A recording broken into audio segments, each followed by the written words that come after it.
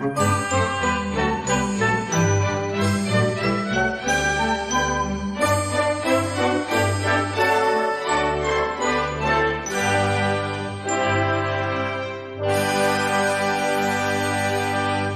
buenas tardes, soy Héctor de Mauleón, le agradezco que nos acompañe otra vez, nuevamente, en una emisión de El Foco, ya entrando de lleno al año 2023, el año 15 del Foco. Así es, sí, ya. 15 años a ver si caminando. nos traen nuestros chambelanes.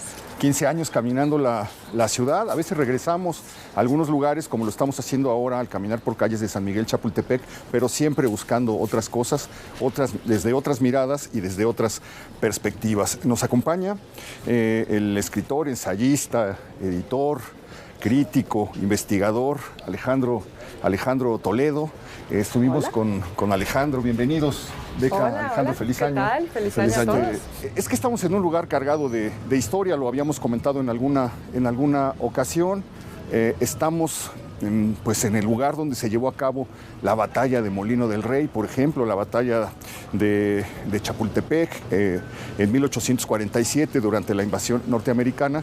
Y si usted camina por las calles de esta colonia encontrará los nombres de los protagonistas de la batalla de Molino del Rey, sobre todo el coronel Gregorio Gelati fue uno de ellos, perdió la vida durante ese ataque en el que todo pues volvió a aparecer. A mí me da mucho coraje releer, Alex, Beca, los sucesos de esos días, porque vuelven a aparecer los males mexicanos de siempre. Al general Scott le dicen que en el Molino del Rey los mexicanos están haciendo cañones. Él lanza una ofensiva, era falsa la información, pero él lanza una ofensiva para ir a descubrir y atacar el lugar donde se están fabricando los cañones, queda en un estado de vulnerabilidad. El general Antonio León, que era gobernador de Oaxaca, había llegado con una milicia a prestar auxilio a las tropas mexicanas, se enfrenta con ellos, los derrota y se habían puesto de acuerdo con el general Juan Álvarez para que Juan Álvarez los atacara por un flanco. Y Juan Álvarez, celoso, envidioso, diciendo ¿por qué se viene a meter? No se movió. Y como no se movió, pues los estadounidenses, habría sido la derrota prácticamente definitiva de ese episodio, pero como no lo hizo, el ejército yanqui se reorganizó, se reagrupó y se lanzó sobre Chapultepec con los resultados que ya todos conocemos.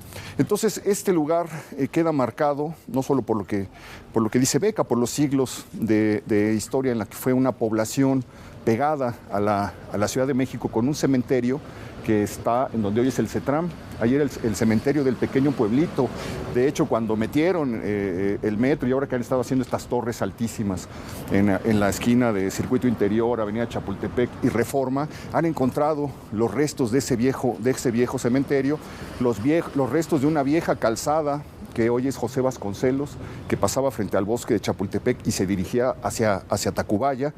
Y a la vera de todo eso, pues era una pequeña población. Entonces queda marcada este territorio lleno de sembradíos, de campos, por los cadáveres, por los esqueletos, por la metralla de los caídos en las batallas de 1847. Estamos en el Gelati 36 bis, la casa donde vivió y murió don Alicho Macero. Tenemos la inmensa oportunidad pues, de entrar al lugar en el que él habitó. Todavía quedan algunas cosas, el jardín, la entrada, desde luego, la reja, algunas cosas que forman parte del lugar en el que él pasó pues, la mayor parte de su vida aquí en México. Alguna vez hemos contado la historia de este muchacho que llega de Acaponeta, Nayarit, a una vecindad del centro, acompañado por dos amigos escritores, José Luis Martínez y Jorge González Durán. Y él decía que cuando llegó a esa vecindad, por ahí, por la calle de Moneda, pensó, y entró a un cuarto oscuro, mal iluminado, pensó que los únicos animales que había ahí eran ellos, pero que esa noche descubrió que había ratas, chinches, pulgas, etcétera, y fue su debut en la Ciudad de México de principios de los años 40. Y luego, pues con un poema muy sencillo, con 16 versos, se abren las puertas del reconocimiento de la literatura mexicana, el poema de Amorosa Raíz, que es un poema bellísimo, que es que tal vez el más conocido de sus poemas hasta la fecha. Aquí tenemos en la parte de arriba una fotografía aquí la podemos ver, donde se ve cómo era este espacio, que era en realidad pues, el despacho donde trabajaba, rodeado de libros Ali Chumacero. Pero había al lado, según recuerdo, Alex, sí, un segundo cuarto. Un segundo cuarto donde ya estaba un verdadero laberinto de libros hecho por anaqueles, donde uno podía ir caminando. Pero bueno, pues ahí se ve la magnitud de la biblioteca de una persona que pasó la vida así, rodeada de libros, leyendo, entregada a los libros y haciendo los libros. ¿Qué particularidades tiene escuchar a un autor favorito leyendo su propia obra? A algunos les sale maravillosamente bien, a otros maravillosamente mal. ¿Quién es el peor que has escuchado? ¿Quién es el que más te ha gustado? ¿Quién es el que más te ha emocionado? Prefiero hablar de los que más me han gustado. Bueno, para no hablar de Borges, ni de Neruda, ni de para no meternos Rulfo, en problemas. Mira, que leían horrible. Yo creo que cualquier escritor, finalmente, aunque su tono de voz no sea el que más te guste, te transmite una emoción, te transmite el ritmo que le quiso dar a su obra, ¿no? A cómo la concibió, las pausas, los silencios, los énfasis, creo que son muy importantes.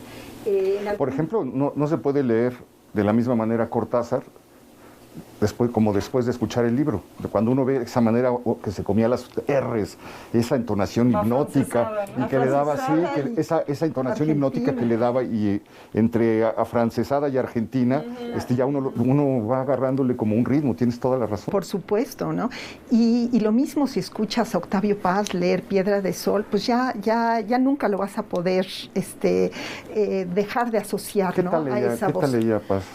Quizá no es de los que más me gusten, he de confesar. Me encanta cómo lee Fuentes, ¿no? Siempre los recomiendo muchísimo. Todo un actor, ¿no? Sacaba todo su impulso histriónico, canta, es maravilloso. Me gusta muchísimo León Felipe, por ejemplo. Escuchar a León Felipe leer su poesía es maravilloso. Alfonso Reyes es interesante, ¿no? Hay que considerar que es un hombre que ya se sentía mal, en fin, pero se percibe la pureza de su prosa, ¿no? Borges que quizá no era el mejor lector tampoco, de su obra, sí. Pero decía que era pues nuestro más grande prosista. Hay otros maravillosos. Rosario Castellanos, por ejemplo, me gusta mucho. Transmite una intimidad muy particular. Pita Amor, comentábamos. ¿Cuántas mujeres están en la colección Voz Viva de México, de la primera etapa, digamos? No tengo el dato, pero sí te tengo que decir que son muy pocas, ¿no? Que el fenómeno pues es muy parecido al que sucedía en el mundo editorial. Están hasta el año 70, fíjate, nació después de 10 años de Voz Viva, tenemos a 2 mujeres nada más. Rosario Castellanos y Elena Poniatowska. Elena Poniatowska. Expresa en bella síntesis al hombre, dotado de una doble capacidad: de arrastrarse si es la serpiente, pero de volar transformado en pájaro, o de volar si es pájaro y descender a explorar y posarse en la tierra mudado en serpiente. Qué puro, qué prístino. Es como tenerlos aquí junto, ¿no? Quetzalcóatl, vuelto estrella, cumplido su anhelo de elevación y eternidad, esplende en la aurora todos los bellos amaneceres del mundo. Bueno, pues ya conocimos la voz de don Salvador. No sé si antes nos queda poco tiempo, pero pues tal vez... ¿qué tal una mujer? Josefina, para en los cielos. ¿Cómo dejó en la tierra de ser serpiente? Además, considerando que hasta donde sabemos es el único registro que hay de su voz. Todo lo que es el deseo, la necesidad de escribir y la conciencia de que lo que se diga no va a tener una trascendencia, no es nada importante. Eso me ocurre a mí. Mi deseo de escribir, mi necesidad de escribir es absoluta, es inexorable. Ahora, el resultado, yo sé perfectamente que no va a trascender. Era un buen libro, tenía buena crítica, sacó el premio de Europa incluso, pero yo nunca estoy satisfecha. Es una y no es por una Es una introducción que hacer. No, es porque siempre pienso que podía haber dicho tal cosa. Tanto que cuando me entregaron las primeras galeras del libro vacío, corregí una cantidad enorme de cosas. Estamos en una zona, bienvenidos, bienvenida. Gracias. Querida Beca. Estamos en una zona muy antigua de la ciudad, estamos en una zona que vio los bombardeos de la decena trágica. Tenemos aquí atrás una casa, un edificio que probablemente fue testigo de lo que pasó el 9 de febrero de 1913 en el episodio más violento en la historia de la ciudad. Ahora no es famosa por eso, ahora es famosa precisamente porque alberga desde hace muchísimos años, ¿qué será? Desde los años 30. Sí. Desde los años 30, el famoso bar, la cantina El Negresco. Y yo creo que el siguiente paso, el siguiente escalón que se da, ocurre aquí en este edificio, donde aparece México en la cultura y se convierte en el suplemento de referencia, donde además los escritores son tratados por primera vez como estrellas de cine. Es decir, como veías las marquesinas del cine anunciando las películas de Clark Gable, aquí Fernando Benítez anunciaba las crónicas de Monsiváis, las entrevistas de Poniatowska, las reseñas de José Emilio Pacheco, por aquí pasaron Octavio Paz, Alfonso Reyes, Salvador Novo. Tuvo varias épocas el Novedades. Hubo una época en 1936, 38, cambia de manos, pasa a la familia O'Farrill. Rómulo O'Farrill. Pero encuentra aquí su momento culminante. Luis Espota escribe aquí. Juan Rulfo también, Carlos Fuentes. Juan Rulfo, Fuentes. Y muchos artistas visuales también, ¿no? Cuevas participa, y Vicente Rojo lo diseña. Exacto. Juan García Ponce también. Juan García Ponce es una de las plumas. Lo que ocurre aquí es cambia para siempre la cultura del medio siglo mexicano y concentra a un grupo que sería conocido como la mafia por las malas lenguas, porque pues lo consideraban un grupo cerrado, que se cuidaban y se daban palmaditas unos a otros. Lo que dicen siempre las malas lenguas se dijo aquí del suplemento México en la cultura. Y también, Héctor, bueno, aquí Rómulo O'Farrill fue un empresario automotriz y de medios, y recordar que él obtiene la concesión del Canal 4, XHTV, y que empieza a transmitir en 1950 del auditorio de la Lotería Nacional.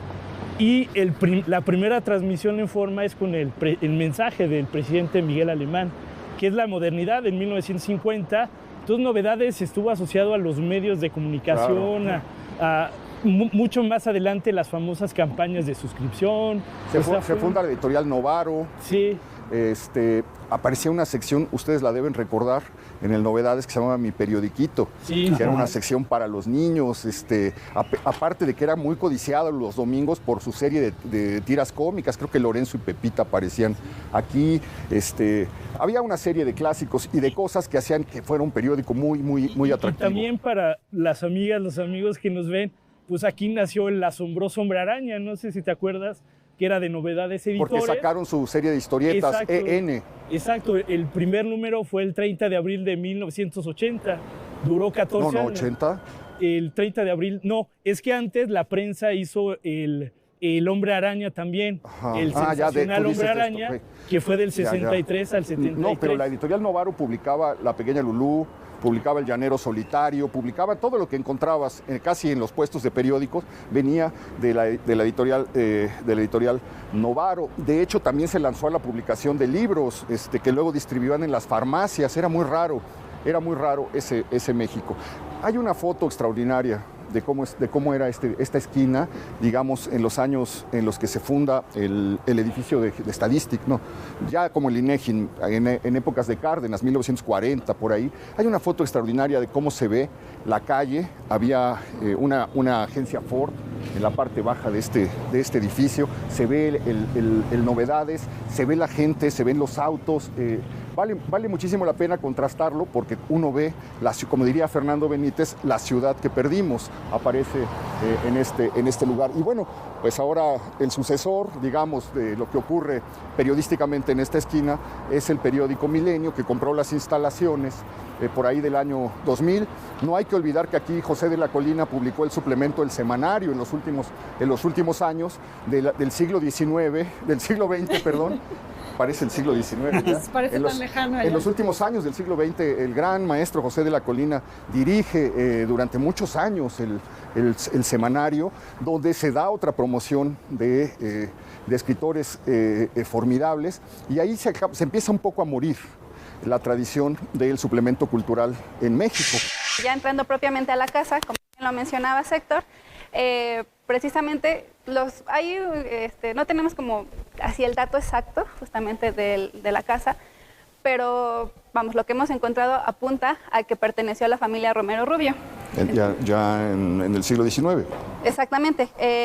Tenemos un documento de notarías en el que se establece que en 1909 esta casa se hereda a sus hijas, no a Carmelita, sino a Ana María, me parece, y Sofía. Se hereda el predio de enfrente, el Palacio Metropolitano actualmente, y lo que es actualmente el MUPE. ¿Pero hay alguna posibilidad de que Carmelita haya vivido aquí en la infancia? Muy probablemente. O sea, sí pudo haber leído aquí la carta de don Porfirio, como decías. Pudo haber leído tal vez la carta. Es que, no, lo que pasa es que Porfirio, Manuel Romero Rubio es el brazo derecho de Lerdo, y Porfirio se enfrenta a Lerdo, y entonces cuando triunfa Porfirio, pues los lerdistas se tienen que ir exiliados del país, y los Romero Rubio forman parte de los que se van a Estados Unidos huyendo del triunfo. Ya después medio se calman las cosas, y por razones, dicen que políticas, porque había que unir a los liberales, se da el acercamiento de las dos, de la familia de Díaz con los Romero Rubio. Pero entonces es muy probable que haya ocurrido esto en este lugar. Y lo que acabas de decir es toda una revelación que aclara muchísimas cosas de la ciudad.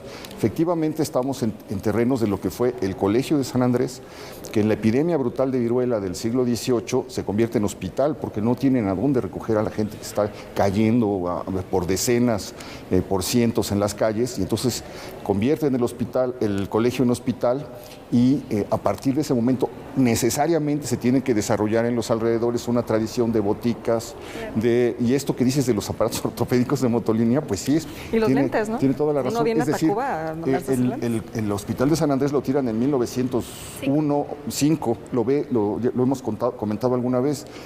José Juan Tablada ve la demolición, en sus memorias cuenta lo que siente, porque oye a dos viejos hablando que habían sido estudiantes de medicina en las crujías, en las aulas del colegio, y ve cómo se va yendo todo eso. Entonces, desde ese momento, pues viene una transformación de la calle, y sin embargo, a pesar de que se va el hospital, queda los negocios que habían flotado alrededor de él, dándole un tono característico a la ciudad. Es maravilloso eso, ¿no? Sí, la tradición permanece, y precisamente por ello no es fortuito que esté localizado aquí el Museo del Perfume. ¿Qué se necesita para formar un museo del perfume?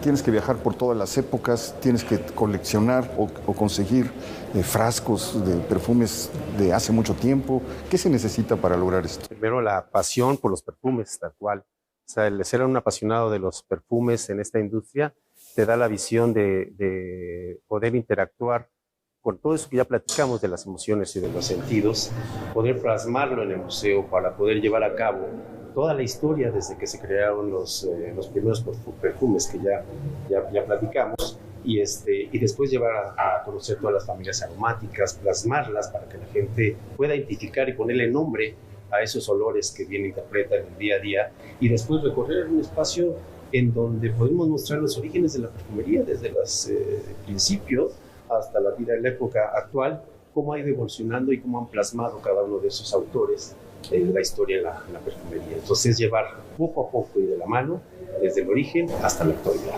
Justo en esta sala conocemos los 3 principales procesos de extracción de estos aceites esenciales, y ellos nos permiten conocer cómo es que este proceso se puede generar de una manera muy dinámica y muy divertida. Te voy a preguntar, ¿por qué el siglo XVII?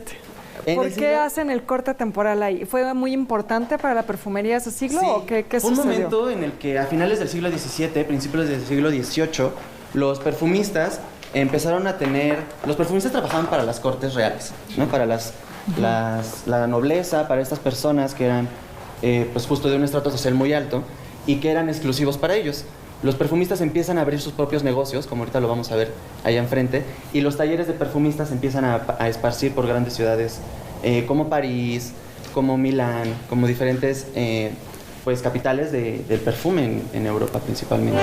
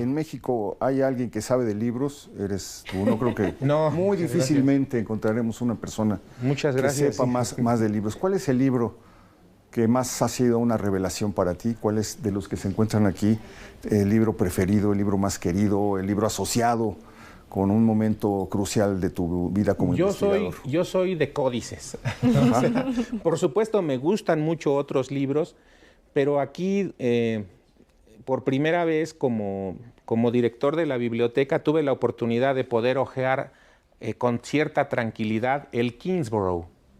Lord Kingsborough, las antigüedades de México, que son 9 tomos gigantes, y don Alfonso tenía nada más un ejemplar. Entonces lo saqué un día aquí en esta mesa y me puse a revisar casi hoja por hoja. Sí. ¿Lo podemos? Sí, claro. Bueno, de hecho, si gracias a ese libro que mencionas de Lord Kingsborough, es que Celia Nuttall decide venir a México, alucinada por lo que encuentra en ese libro, y es de esa manera como se logra encontrar ese códice y la serie de documentos que le debemos, cuyo hallazgo le debemos. Que por ahí creo que creía haber leído que es su madre, que tenía algún tipo de origen mexicano. ¿De quién? De Celia, que es la que le da. Lo podemos ver en la mesa, yo creo. Sí, puede ser. ¿No? Ella se casa con un arqueólogo francés. Sí. Se divorcia y después de divorciarse, pues como un poco para curarse o sanarse, se viene a perseguir los fantasmas o las ilusiones de la juventud. ¡Qué maravilla! Wow.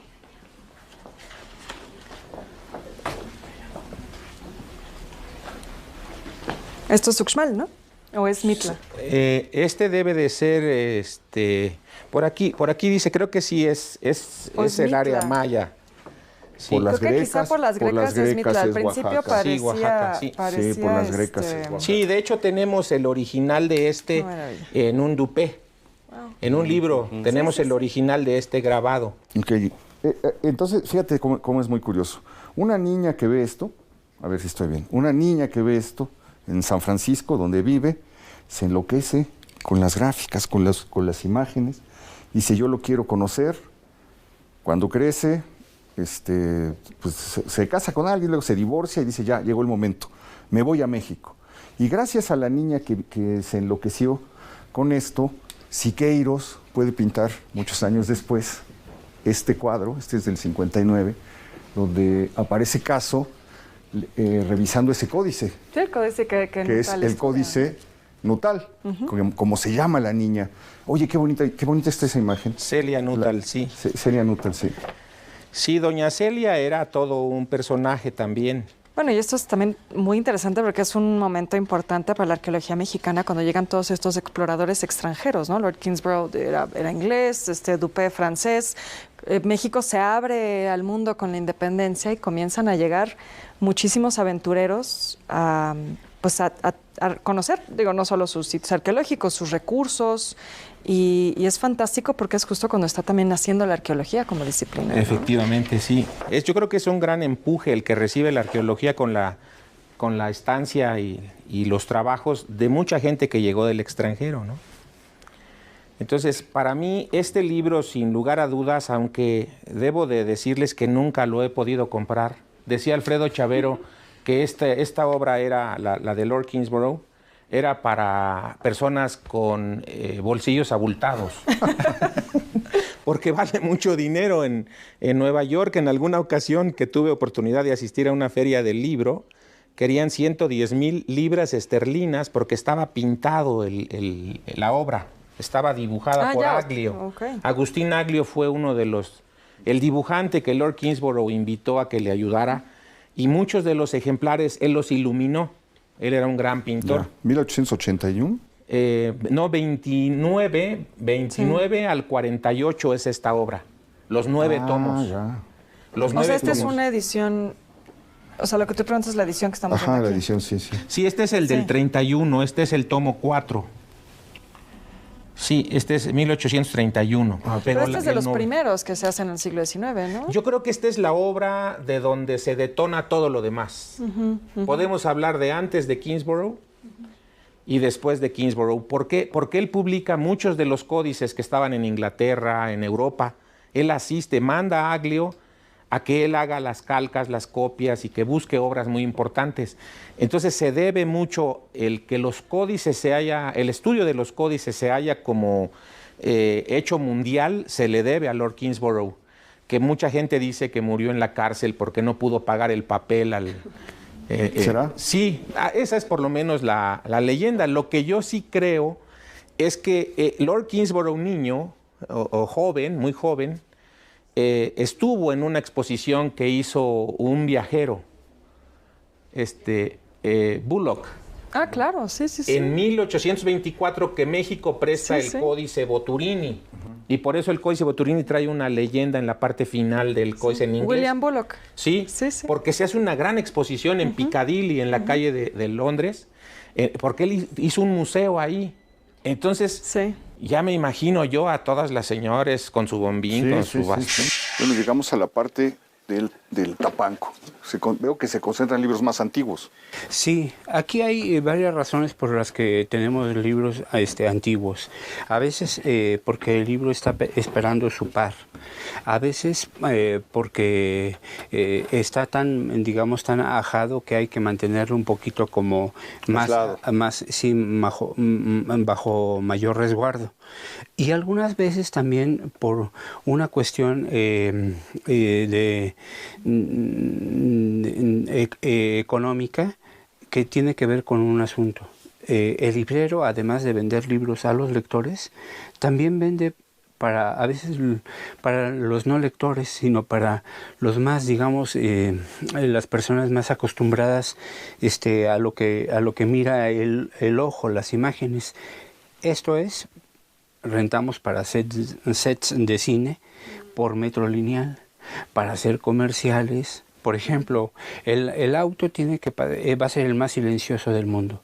Entonces tiene que atravesar una biblioteca y de este lado van a estar estudiando los estudiantes y de este lado va a haber un enorme corredor de libros, ¿no? Y el auto va a pasar en medio y en completo silencio, ¿no? Y es el auto más silencioso del mundo, ¿no? Y para eso nos piden 400 metros lineales de libro antiguo, ¿no? Entonces, a veces el librero vive de los no lectores, ¿no? Wow. Oye, bueno, aquí en esta mesa hay varias cosas. Estas son una de las cosas pues, que son más apasionantes del libro antiguo, del libro de viejo. Esto que está aquí, porque esto es todo lo que la gente olvidó, me imagino, dentro de sus libros, y el libro ahí se quedó. Entonces, ¿le llaman las tripas o cómo lo conoces tú? Si vienen, bueno, tú seguramente. No, pero a ver, tú eres el experto. Si vienen dentro del libro y han sido resguardados por el propietario por mucho tiempo y estos empiezan a ser, digamos, abultados de tal manera que se vuelven, digamos, unos libros casi panzones porque ya se distorsionó su tapa, a eso se le llama tripas, a todo el contenido. Sin embargo, de manera, digamos, técnica, cuando hay un boleto del metro, una receta médica, una carta. Sí, una carta, eso se le llama testigos. Ah, testigos. Ajá. Qué bonito. Entonces, que son, digamos, testimonios de su tiempo, de lo que el lector hacía, acusa un poco las costumbres del lector, ¿no? Entonces son de las cosas que se van encontrando entre los libros. Está maravilloso. Pero tengo que decir que aquí hay pues cosas que uno pensaría que quedarían bien resguardadas. Una foto de un bautizo. Por acá podemos ver también una fotografía de una boda. Esa está preciosa. O sea, es que es increíble pensar que esto se podría descuidar en un libro que termina lo que pasa es que también de repente sí acusa a veces otras cosas. Por ejemplo, por ahí debe haber todavía algunas fotografías de temas de tauromaquia. Sí, y esos pertenecieron a un hijo de torero, que el hijo nunca pudo, digamos, nunca se le dio la torería y finalmente terminó en una vida trágica y el hombre se suicida, ¿no?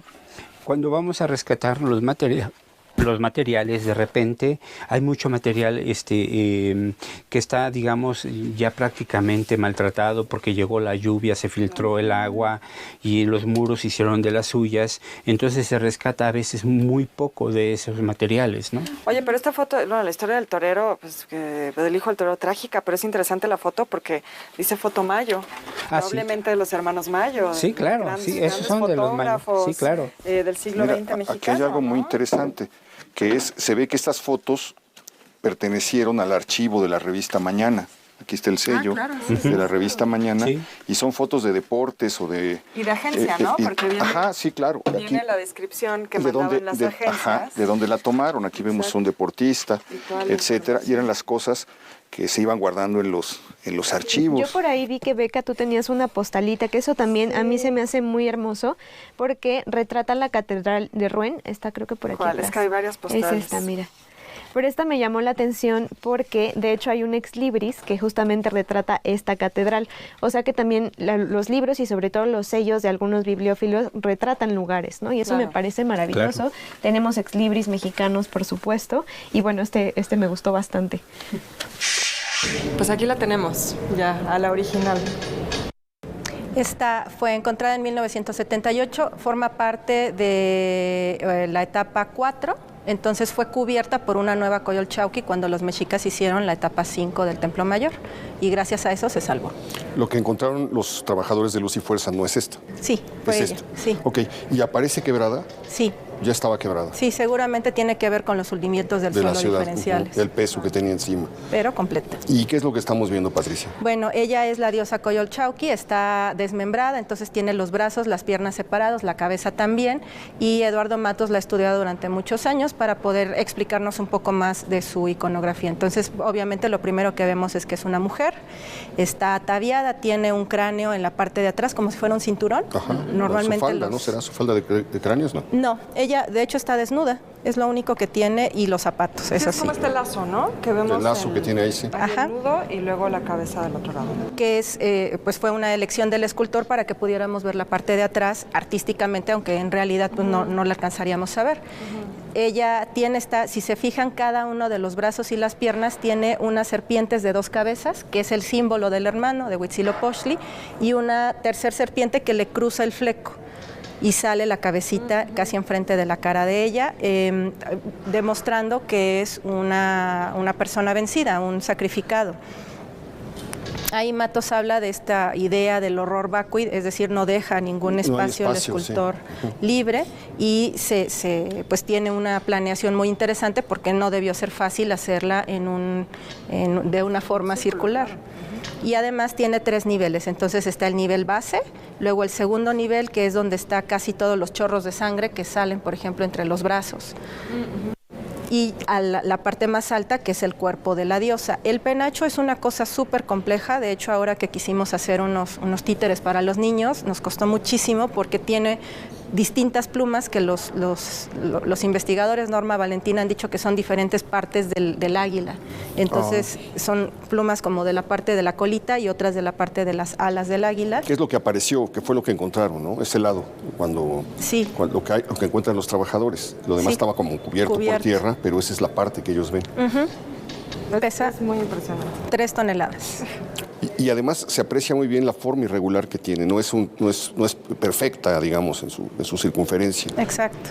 Y debió ser, por supuesto, una hazaña traerla desde... ¿No se sabe de dónde procede la piedra? No, todavía no. Es altamente probable que venga de Tenayuca, que era la cantera de la cantera más cercana a Tenochtitlan.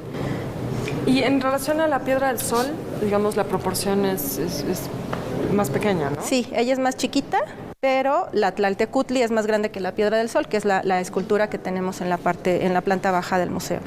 Es maravilloso.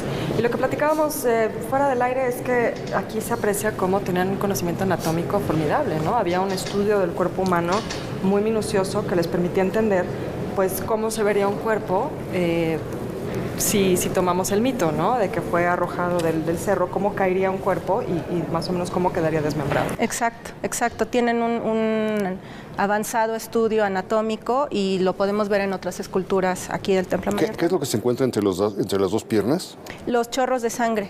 ¿Esto es la sangre? Sí, estas que parecen como cascabeles son chorros de sangre que están, pero es una sangre preciosa, entonces la punta es una flor. Ajá, y... ya, ok. Que también eran muy complejos, los escultores mexicas, el estilo mexica era muy complicado, muy abigarrado, y a veces hacían incluso combinaciones de dioses en sus representaciones. Pero una vez que le encuentras el sentido, ya es muy fácil identificarlos. El barroco de alguna manera ya estaba aquí también, ¿no? Exacto. ¿Esto es lo que vieron Cortés? No, esta no la vio Cortés. Esta no la vieron. No. Y es muy interesante, hace un par de años se hizo un estudio para saber de qué color era.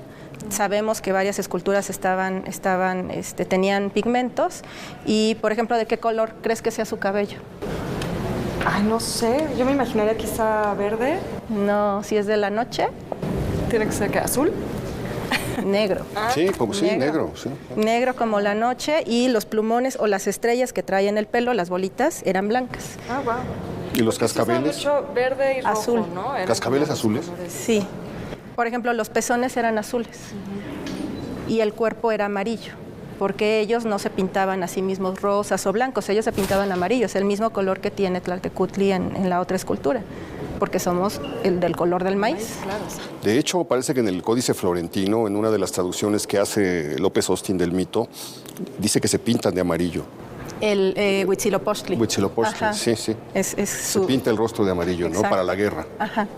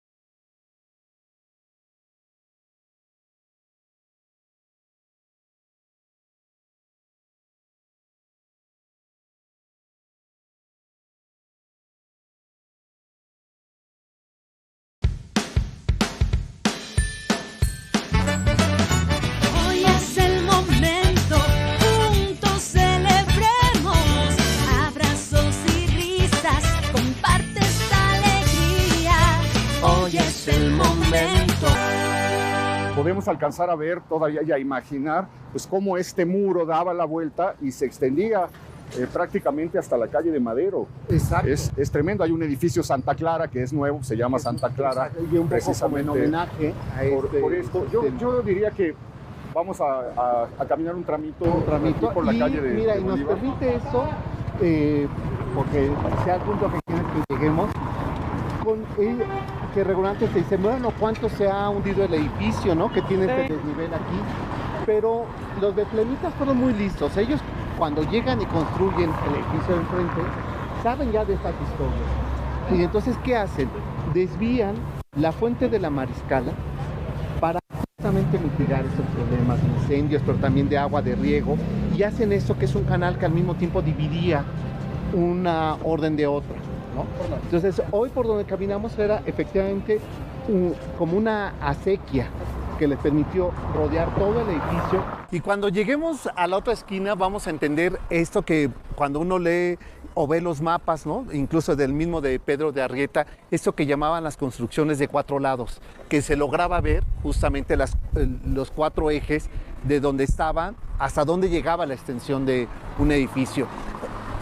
Cuando uno camina esto, ¿no? Este lado, puede uno casi darle la vuelta, ¿no? Y concluir cómo era este rectángulo amplísimo, claro, y que lo mismo hacía competir con el de enfrente, ¿no? Sí, claro. No, y esto que dices de la acequia, creo que también vale la pena decir que otro de los hospitales que se encontraban aquí era el de los propios betlemitas, y pues siendo también una orden que se dedicaba de manera muy importante a la hospitalidad y a la atención de los enfermos, pues el acceso al agua es vital, ¿no? Era vital, tener una acequia propia se vuelve muy, muy importante. Y ellos tenían tanto esta visión, ¿no? de atención hospitalaria, que fueron de los que tuvieron hasta 8 patios distintos dependiendo las enfermedades. Claro, para que los enfermos no se mezclaran. No se mezclaran, distinguir hombres y mujeres, tipo de enfermedades. Y esto me recuerda que creo que es una reflexión que la pandemia que nos azotó hace 2 años nos ayudó a pensar en ello, ¿no, Héctor? Sobre lo importante que es el sistema de ventilación, claro, el sol, y que eso lo tenían muy claro los europeos cuando llegaron a América. Bueno, lo aprendieron con la peste. Exacto, ¿no? Entonces tuvieron que aprender, y que desde ahí lo traían en América, ¿no? Sí. Y adaptarlo en un sistema tan importante de una ciudad lacustre, ¿no? Y cuando pensamos en ello, bueno, este lugar también temático, ¿no? Importante, sí, claro, es que podemos seguir, ¿no? Esta casona. Donde muere Santana. De Santana, sí, donde muere Santana. Y enfrente que este edificio ya de los años 30, ya ubicaste de quién es, ¿verdad? Era ¿de quién es hoy?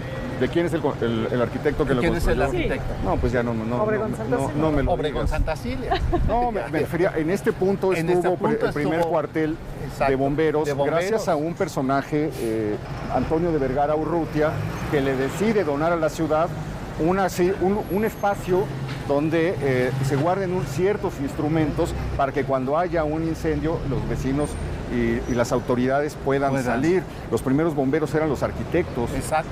Si eras maestro arquitecto y había un incendio, tenías por obligación que ir porque tú sabías dónde cortar el incendio, dónde demoler los edificios. En este lugar estuvo también el Hotel Ambos Mundos, un hotel famosísimo, claro, que se adquirió cuando se fue abandonado el convento de los betlemitas. Más adelante, pues donde empieza la calle 5 de Mayo, el legendario Teatro Nacional, antecedente de Bellas Artes, lo platicábamos en el programa pasado, que es donde se estrena el himno nacional, claro, en este momento en el que dicen que cuando se toca la música de Nuno, del himno, la gente se pone a llorar y se pone de pie y se pone a aplaudir. Lo mismo había pasado cuando se leyeron las estrofas de Bocanegra que habían ganado. Tú recordabas el... Sí, bueno, yo creo que eso ya lo dijimos fuera del aire, que es muy curioso que la primera cantante que canta el himno no era mexicana, era italiana. Italiana. De una compañía italiana que se encontraba aquí. Era un tenor y una soprano italianos. Sí, bueno. Ahora se me escapa el nombre. Pero, pues es que se van encimando tantas cosas. En el Teatro Nacional viene en una compañía de ópera como escenógrafo Pedro Gualdi. Claro. Que se vuelve después una figura central para para que podamos comprender en sus litografías, en sus grabados, cómo era la ciudad del siglo XIX. Bueno, imaginarnos ni más ni menos cómo se hubiera visto el monumento a la independencia en la plancha del Zócalo. En la plancha del Zócalo, gracias él es el a que él, nos permite, claro, el que nos permite ver cómo hubiera sido visualizar. Y que justo esta esquina, ¿no? Lo que nos ayuda justamente sus litografías a entender la dimensión, grandeza que tenía ese teatro. Le toca hacer la litografía del teatro, que es una bellísima de las pocas porque imágenes. además tenemos de fachada y del interior, ¿no? Incluso en una función. Hay que recordar que 5 de mayo no existía. No existía, estaba justamente cortada por... Porfirio Díaz manda ampliar la avenida de 5 de mayo para unir Catedral con la Alameda y arrasar todo lo que estaba ahí estorbando. De este lado estaba el Teatro Nacional, que se tira. Hay una historia bellísima porque la tiran en 1900 y cuando están haciendo obras para el drenaje público, unos obreros se encuentran las cajas del tiempo que de la Hidalga había colocado con periódicos, medallas, monedas, etcétera, y se enteran porque pues uno de ellos va con un anticuario de una casa de empeños y le enseña las cosas para tratar de vendérselas, y él se da cuenta y se dice qué es lo que está vendiendo. Seguimos avanzando por la calle de Victoria, nos vamos acercando a un lugar que visitamos hace unas semanas, que es el viejo edificio de la delegación, la 9ª delegación, la inspección de policía. En aquellos años platicamos del papel que jugó durante, pues la foto que todos conocemos de la escena trágica con la torre demolida. Comentamos que es el lugar donde viene a morir Trotsky, después del pioletazo, porque aquí estuvo la Cruz Verde.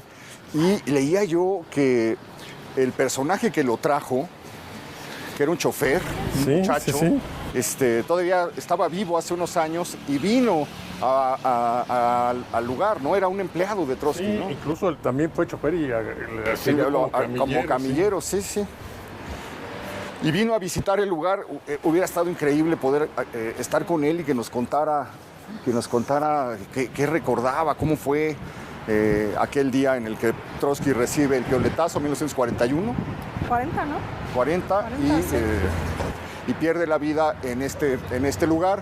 Pudimos entrar también, Beca, a ver la joya de este edificio, que es un Ford T, de esos de manivela, convertido en patrulla, una de las primeras convertido patrullas, en patrulla.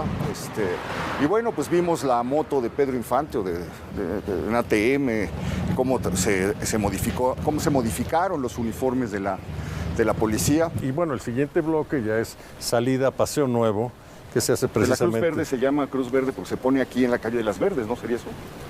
¿Tendrá alguna relación? No, porque creo que la Cruz Verde en realidad ya se había fundado en otro país, como la Cruz Roja, ¿no? Ya se había fundado en otro país antes de llegar aquí, ¿no? Me parece. Sí. La Cruz Blanca, igual, eran normalmente instituciones Hay una Cruz Blanca en la escena trágica, sí. Sí, que eran la mayoría de asociaciones que se habían fundado años antes y ya finalmente llegan a México,